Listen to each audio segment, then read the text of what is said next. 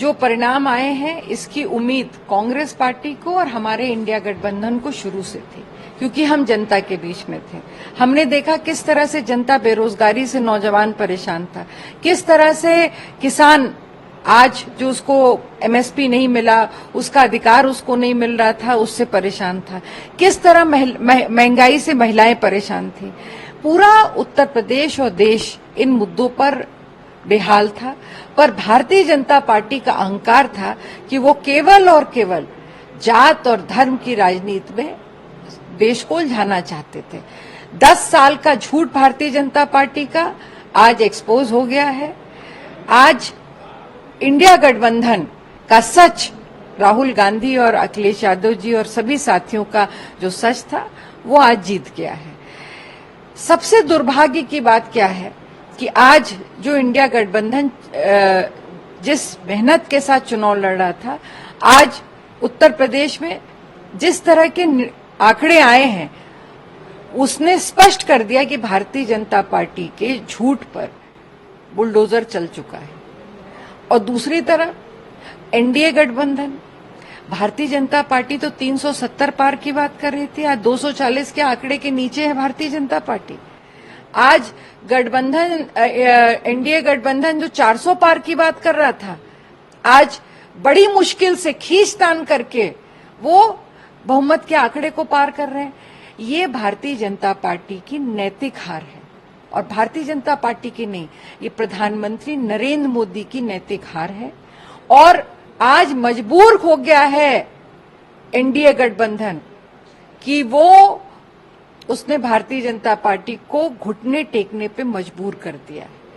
आज भारतीय जनता पार्टी अपने गठबंधन के साथियों के सामने घुटने टेककर, हाथ फैलाकर अपनी सरकार को बचाने की भीख मांग रही है। ये सबसे बड़ी जीत है इंडिया गठबंधन की, इस देश के लोकतंत्र को और संविधान को बचाने के लिए। इसमें आज तो उत्तर प्रदेश की जनता ने अपना मैंडेट दे दिया। आज उनको 2 लड़कों की जोड़ी, जिसका बहुत परिहास उड़ाया गया, क्या क्या नहीं कहा गया, विपक्ष को मुजरा तक करने की श्रेणी में रख दिया गया।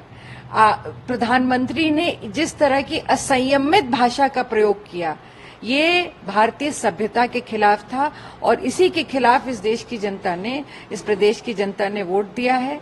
जिस तरह से प्रधानमंत्री और उनके साथ जो नेता खड़े थे, मन से जिस तरह से उन्होंने इंडिया गठबंधन के नेताओं का, और मैं उससे ज्यादा कहूंगी कि इस प्रदेश की जनता का जिस तरह से मखौल उड़ाया, जिस तरह से उनकी मुद्दों को किनारे रख करके उन्होंने फिर तुष्टीकरण की राजनीति में इस प्रदेश को ढकेलना चाहा, साफ लफ्जों में इस प्रदेश की जनता ने उसको नकार दिया है। 5 साल के लिए प्रधानमंत्री मोदी जी के बारे में मैं उससे पहले एक बात जरूर कहूंगी कि आज अमेठी की सीट से ज्यादा इम्पोर्टेंट बनारस की सीट है। बनारस की सीट में कितना दुखद है कि प्रधानमंत्री जी 2 राउंड की काउंटिंग में 5000 वोट से पीछे चल रहे थे, और अभी भी मैं नहीं जानती कि उन्होंने 1 लाख का आंकड़ा पार किया कि नहीं किया।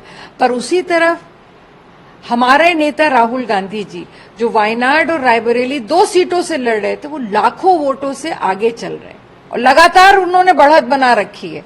और प्रधानमंत्री जी किसी तरह से जीतने के लिए प्रयास कर रहे हैं। तो ये बहुत बड़ा एक सच है जो प्रधानमंत्री मोदी जी को, जिसको स्वीकार लेना चाहिए। और दूसरी तरफ अमेठी की जहां तक बात है, अमेठी की जीत के लिए हम शुरू से आश्वस्त हैं।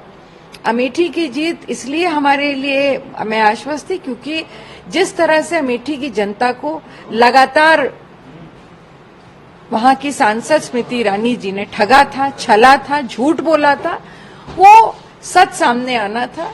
और केएल शर्मा जी गांधी परिवार के सदस्य की तरह हैं, कांग्रेस के एक ईमानदार मजबूत कार्यकर्ता हैं।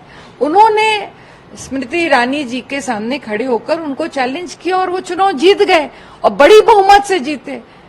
तो आभार है अमेठी की जनता को और रायबरेली की जनता को। एक आखिरी सवाल है, क्योंकि राहुल गांधी जी दोनों सीटों से जीत गए हैं, क्या लगता है कि वो यूपी में या वायनाड में?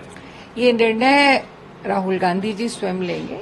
ये उनका निर्णय स्वयं का होना चाहिए, पर जो भी वो निर्णय लेंगे वो सभी के लिए, सबके इंटरेस्ट में सभी को स्वीकार्य भी हो।